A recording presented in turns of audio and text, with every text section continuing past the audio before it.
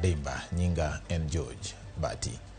Apisi mar Aton Gener koro wacho ni nok mar kinde e apisi manono tiyo makare monogi tiyo makare ne jopiny. Midhiero mar nok mar okinde nomedore kod nok mar omenda kaluwore ni migago ma iketone omenda matin e budget ma pachoka en mano mar okinde kod mano ma bende ng'iyo weche mag nonro kata bedo ni thoth gine magin kod thoth mag tije mowinjo bed ni gitimo ne jopiny.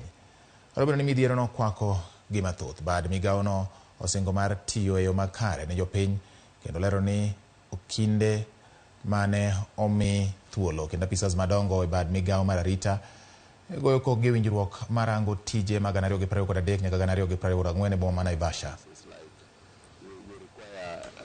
Very many, state councils to deliver.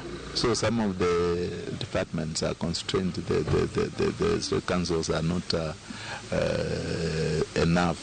So that once some go out to give advice to various institution MDAs,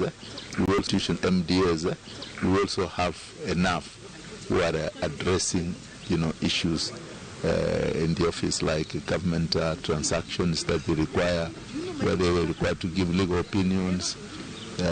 You find that we don't have enough to do that, because if you remove, like in government transaction department, which really advises a lot on government matters, government transactions. If you take 2-3 to attend to a state department, then it means you don't have enough people in the office to attend to the desk work.